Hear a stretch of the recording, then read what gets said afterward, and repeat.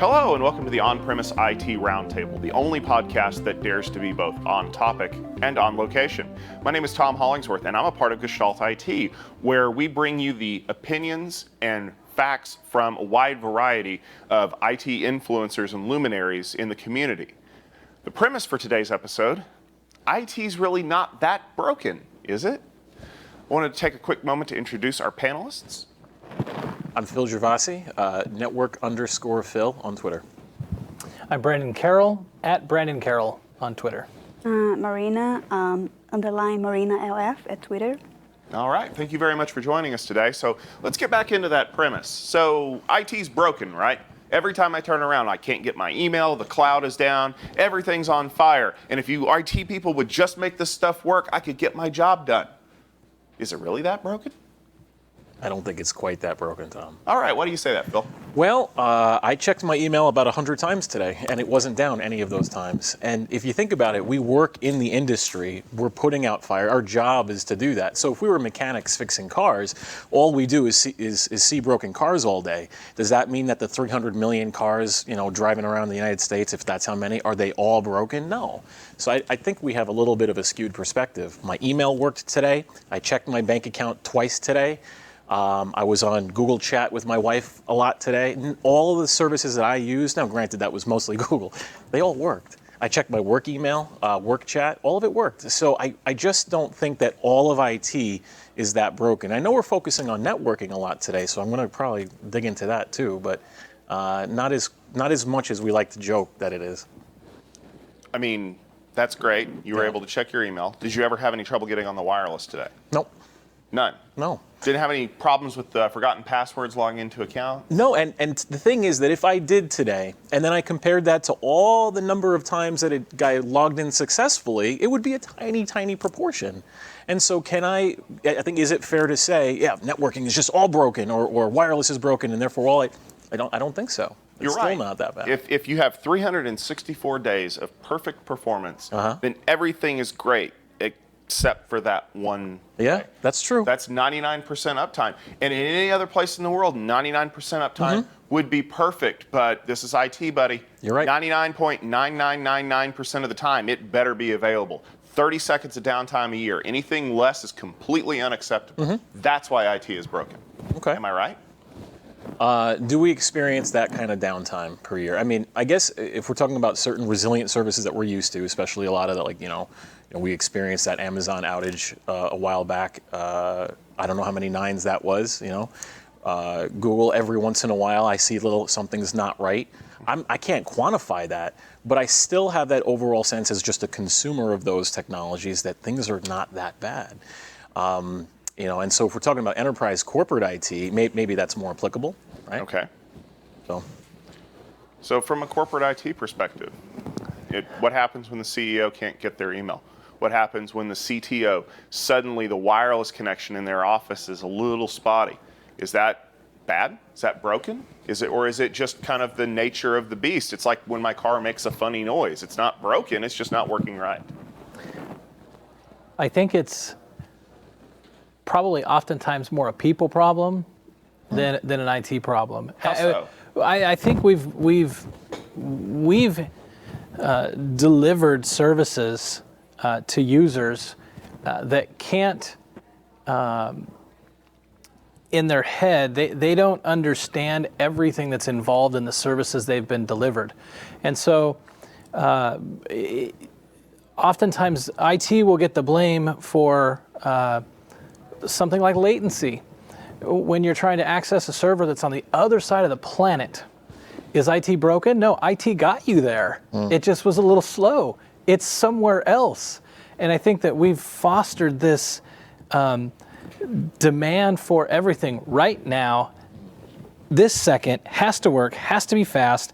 And if I type a password wrong, it's not my fault that I didn't get connected. The network's broken because it's not taking my password. Fair enough. And I have an expectation thing. I've been in situations before where I've been called out to repair a problem because the entire network was down, and it turned out that the person calling the problem in, their network cable had been disconnected from the back of their PC. So in my mind, as a practitioner, they didn't do a very good job of trying to discover the blast radius of the problem. Was it one PC? Was it many PCs? Was it everybody? Because again, that mentality of everything better work and be available right now. I mean, how many times do we see it? Netflix is down, Facebook is down, Twitter is down. I'm assuming Snapchat goes down every once in a while. I don't even know how to use it. But we see that. And honestly, in places like that, they even have crazy mantras like fail faster. Failure is always an option. You know, they want things to break. Now, ostensibly, it's because they want to be able to route around those problems. And, I mean, there's a whole thing about chaos engineering and chaos theory about, you know, we hear it from Netflix, but I've actually seen recently where the idea of just a script running out there, Chaos Monkey, is it's grown into this huge industry where they have, like, you know, all kinds of unit tests that you can run against stuff. So in my mind, being able to do this chaos engineering aspect of things, I would say I want IT to be more broken so that I can go find that stuff.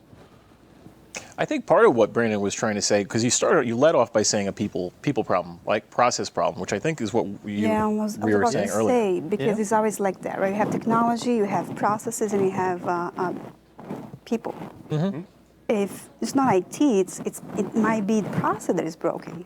Because maybe the communication is not getting to the users, and then they don't know what to do. Well, you're right. So you have to kind of fix everything there. Look at holistically. Well, but see, the problem that we run into then is what happens when it's an executive. Can't be my problem. I'm perfect. I do everything right. My email worked yesterday. What did you change? So then it becomes a people problem on our side, or it becomes a process problem. Oh, we reset everybody's password because someone let a password table leak to a Rainbow site or something like that. Or, you know, maybe servers die. I find that hilarious that in a car, there are certain things that we just expect to go out. Tires. We have to change the oil. But the alternator is something that never goes out until it does. And servers are never supposed to die. As long as that server has power to it, it better be running. And no amount of us explaining that to people, things go out, things break, they don't get it. So could it be that the perception that we have of IT is broken, that it should always be available, that it should always be on? Because as you said, Phil, cars do break down. I don't think the perception is wrong. That is the perception. It's an always-on available service. It's not 100% perfect, and therein we have Twitter has a blip and the whole world, you know, is on fire as a result. So you're right. It's not 100% perfect. But that is the perception because, and as we know, perception tends to be reality, right? And so I don't think that's a bad thing. I mean, these are services that we've come to rely on, so that's fine. Now, but let's think about this in the context of the technology itself, right? So IT, like, I mean, we're networking people, so, you know, configuring networks, you know, we listen to vendors talk about how, you know, we have this technology that's going to fix the complexity of how to configure this. There's nothing wrong with the technology there. So even in that case, is it really broken? Not really. It's like, oh, it's difficult to do, and we want to do it this way, and we're going to orchestrate it to, you know, abstract away the complexity. But OSPF's still not broken, you know?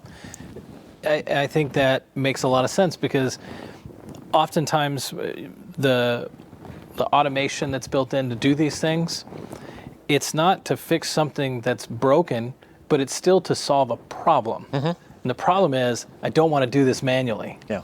Right? And that's different. But manual inputs, as we've learned over the years, are a point of contention because you can still break things. Or technology's not broken, though. But we get back to people in process. How many times have we seen that being discussed over the years? The reason why the network is the problem is because you have to submit a change request to a network admin, and it may take a week for this port to get provisioned.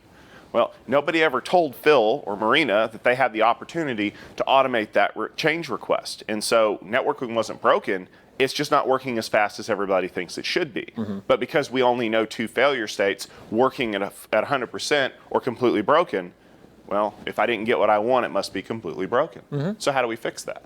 Well, yeah, I mean, that's not to say that these tools that we're talking about as far as automating and orchestrating different configurations to make it easier, automating a service request and doing all that, there's still value there. So I didn't mean that to say that there's not as much value. It's just the technology that's broken and people are a bunch of idiots and everything is fine. Let's end this podcast. Not at all. There's still value in those tools because we still want to improve. So those are not exclusive things where, well, you know, IT is not broken, so we don't need to improve.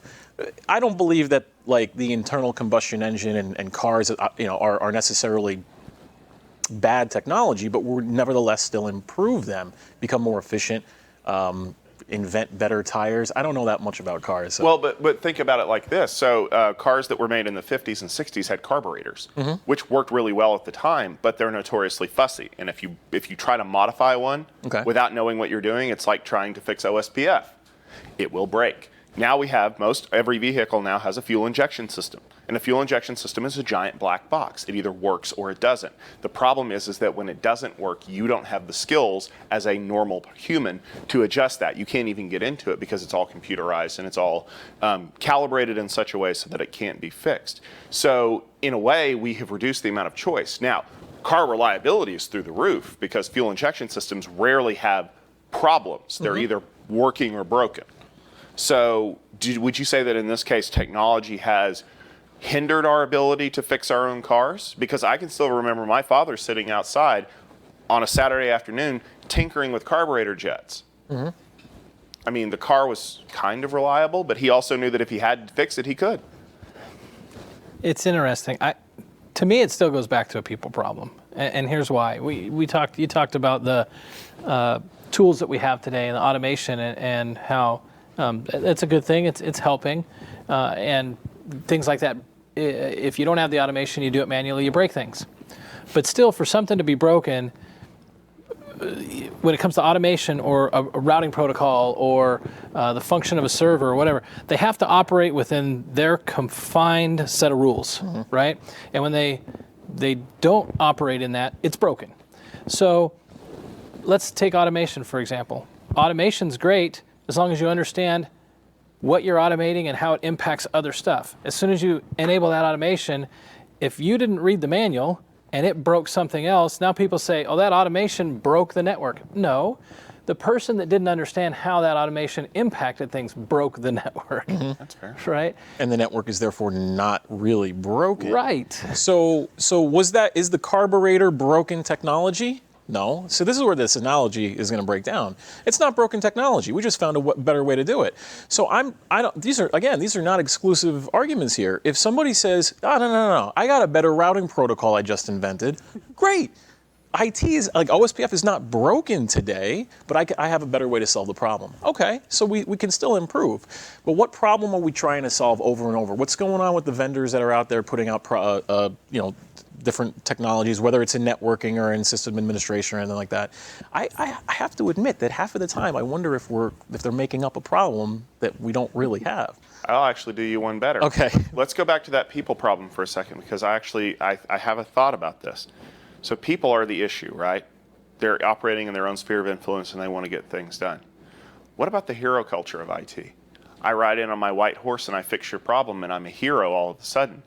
How much of it is people who don't want to let go of their hero word mentality, I fix your broken things and you must like me?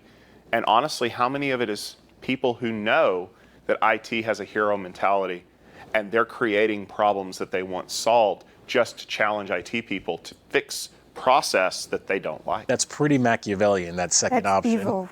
That's evil. Do you think that's Have you guys ever had a CEO come to you for problems? I guarantee you, I know there are some out there that have told me in the past, I'm challenging you because I know that if I tell you you can't do it, you will make it happen.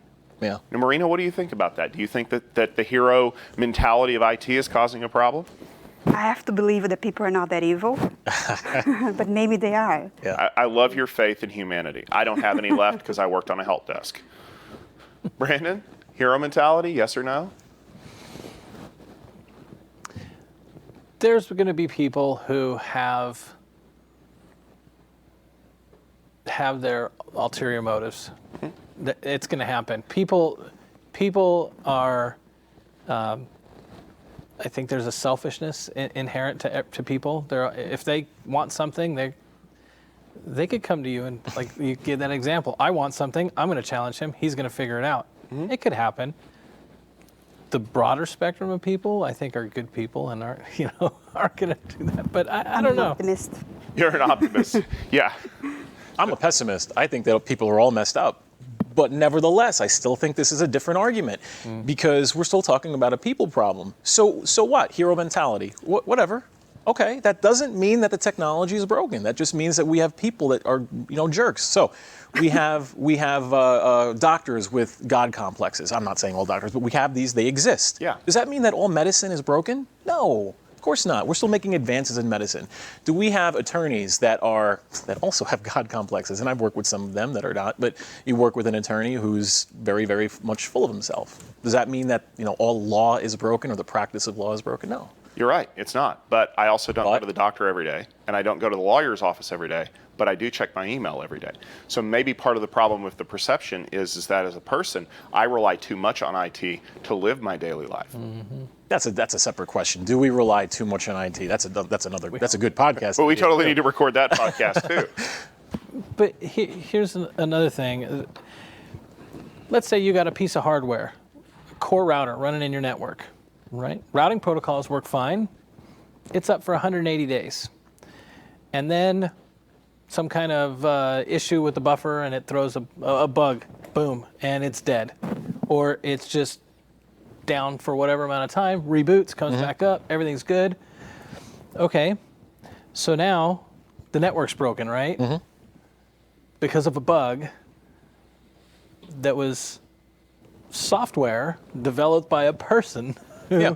It all goes back. That's why I say it all goes back to people at some point. People are the ones that mess things up. You can't code things perfectly, so that's going to be reflected in the hardware you have and how it operates. And a lot of the technology that we see coming rolling out from various vendors addresses that specific thing. So we see DevOps with continual integration, continual validation and deployment, and mitigating those risks that are associated with human configuration intervention, whether that be in the network, the sysadmin side, whatever it is. But that's still addressing those things. Here we are. TCP/IP still works. I mean, are we going to? If somebody comes up with something better, that's fine. But I just don't think it's broken. Are you assuming that we are designing networks that are fully available, high redundancy and all of that? Are you assuming that? Because sometimes business might not build networks like that, and then that's true. There's no redundancy, there's no availability, and then Let's be fair, Amazon Web Services is the world's most redundant network and storage platform until you load everything into US 1 East and they bugger something up by rebooting it in the middle of the night. Yeah. So, we get back to process now. Just because I gave you a redundant network and you built an application that only uses one server, is it really my problem that you can't code right? All right, so I think we're just about to the end of our time here, so I'm gonna step back. We're gonna go back to that premise. Is IT really that broken? Phil? I don't think the technology of IT is that broken. I want to see it improve, and I'm happy to see that, but I think it's the people and processes that need to be addressed first and foremost. So, Brandon? I think the same thing. It's people and processes that ultimately reflects on the network. Okay. Maureen? I'm passionate about technology, and I think it just needs to continue to enable people, and then we just have to fix the process. So it sounds like technology is not our problem, folks. It sounds like it's people and process. But really, we've kind of known that for a long time, because no matter what technology we're dealing with, people still have to use it, and there still has to be an instruction manual on how to make it work right. And I think maybe that's really what we think about when we think about IT. We focus too much on the blinky lights and not on the things happening inside of people's heads. Maybe if we take a step back and we kind of play a little bit of psychoanalyst and we help people figure out how to better use their technology, maybe we'll find out IT is not really that broken after all. That should just about do it for this episode of the On-Premise IT Roundtable. Thank you very much for joining us. If you want to catch the latest episode of this podcast, please head over to our website, gestaltit.com/podcast. You'll always find that latest episode as well as every other episode that we've recorded. If you prefer to listen to your podcast mobile, maybe when you're in the car or something like that, please use the podcast app of your choice. We have a lot of different options there. You can check us out on iTunes. If you are in iTunes, please make sure you leave us a rating and a review, because that's how people are able to find this great podcast and learn a little bit more about IT and how evidently it's not broken. So for our guests today, and for Tom Hollingsworth and the rest of the Gestalt IT family, we bid you a fond adieu, and thanks for listening.